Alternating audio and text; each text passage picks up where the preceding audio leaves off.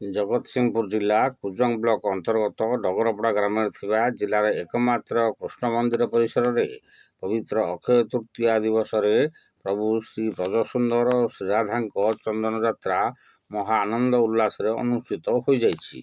ଭକ୍ତି ବେଦାନ୍ତ ଆଶ୍ରମ ନାମରେ ପରିଚିତ ଏହି କୃଷ୍ଣ ମନ୍ଦିରରେ ଅକ୍ଷୟ ତୃତୀୟା ଠାରୁ ପୂର୍ଣ୍ଣମୀ ପର୍ଯ୍ୟନ୍ତ ଠାକୁର ଠାକୁରାଣୀ ଚନ୍ଦନ ପୁଷ୍କରଣୀରେ ରୌଦ୍ରତାପ ନିଦାନ ପାଇଁ ଚାପ ଖେଳିଥାନ୍ତି ଓ ନୌବିହାର କରିଥାନ୍ତି।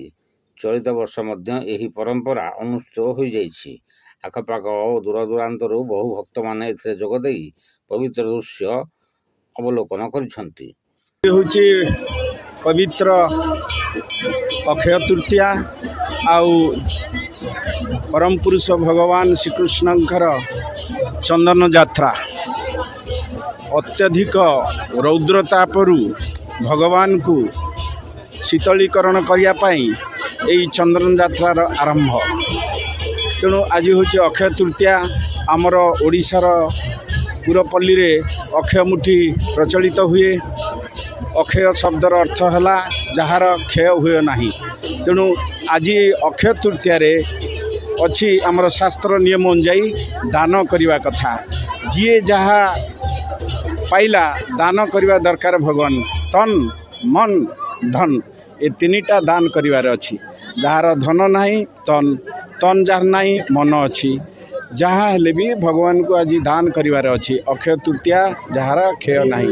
ଆଜି ହେଉଛି ଚନ୍ଦନ ଯାତ୍ରା ବହୁତ ଆଡ଼ମ୍ବରରେ ପାଳିତ ହେଉଛି।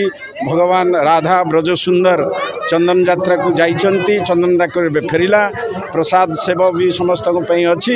ସମସ୍ତେ ପ୍ରସାଦ ପାଇବେ, ଆନନ୍ଦରେ ଯିବେ। ଏ ଚନ୍ଦନ ଯାତ୍ରା 10 ଦିନ କାଳ ଚାଲିବ, ପୂର୍ଣ୍ଣିମାରେ ଶେଷ ହେବ। ହରେ କୃଷ୍ଣ। हाँ बहुत भल लगुच बहुत खुशी लगुच दुगुड़ा कंडीगुड़ा पंचायत आज्ञा भल लगिला बोरड बहुत खुशी लगुच बहुत आनंद लगुच। आज प्रथम दिन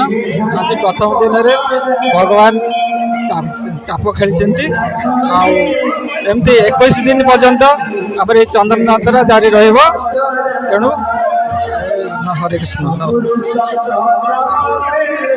चंदन यात्रा तो प्रभुंकर गोटे विरल यात्रा। Bureau report news plus Odia.